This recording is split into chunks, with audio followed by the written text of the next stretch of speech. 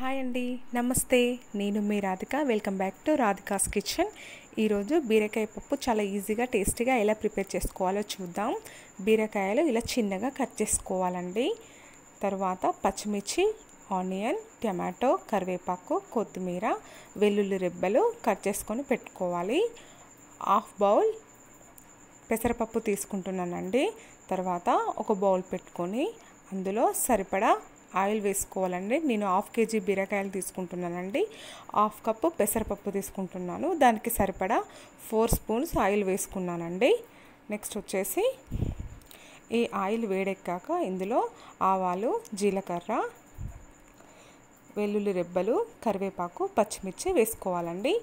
ఇవి వేగిన తర్వాత ఇందులో ఆనియన్స్ వేసుకోవాలి. ఇవి లైట్ బ్రౌనిష్ కలర్ వచ్చిన తర్వాత ఇందులో పసుపు, ఉప్పు వేసుకొని కలుపుకోవాలండి. మనం ఈ విధంగా బీరకాయ పప్పు తయారు చేసుకున్నట్లయితే చాలా టేస్టీగా ఉంటుందండి. మీరు ఇలా మీ ఇంట్లో ట్రై చేసి ఎలా ఉందో నాకు కామెంట్ చేయండి. తర్వాత పెసరపప్పు ఇందులో వేసుకోవాలండి. పెసరపప్పు ఆయిల్లో మంచిగా గోలిన తర్వాత ఇందులో మనం చిన్నగా కట్ చేసి పెట్టుకున్న బీరకాయ ముక్కలను వేసి కాసేపు మూత పెట్టుకోవాలండి. బీరకాయలో పీచు పదార్థం ఎక్కువ ఉండడం వల్ల మనకు అజీర్తి లాంటివి ఉండవు. జీర్ణ వ్యవస్థకి చాలా మంచిదండి. మనం ఈ సీజన్లో అంటే రెయినీ సీజన్లో, వర్షాకాలంలో మనం బీరకాయ పప్పు తీసుకోవడం వల్ల చాలా మన ఒంటికి చాలా మంచిదండి.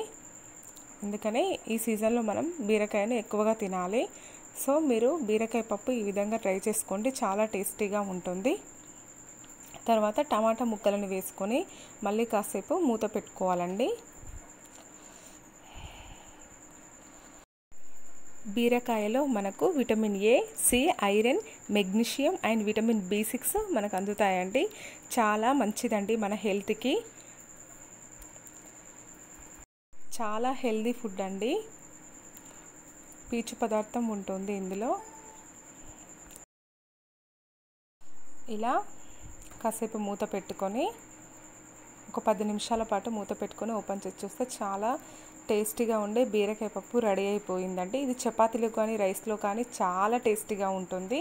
తర్వాత కొంచెం ధనియా పౌడర్ వేసుకొని కలుపుకోండి, చాలా టేస్టీగా ఉంటుంది. మీకు నా వీడియోస్ కనుక నచ్చినట్లయితే లైక్ చేయండి, మీ ఫ్రెండ్స్కు షేర్ చేయండి. మరిన్ని వీడియోస్ పొందడానికి సబ్స్క్రైబ్ చేయండి. పక్కనే ఉన్న బెల్ ఐకాన్ని ప్రెస్ చేయండి. Thank you friends.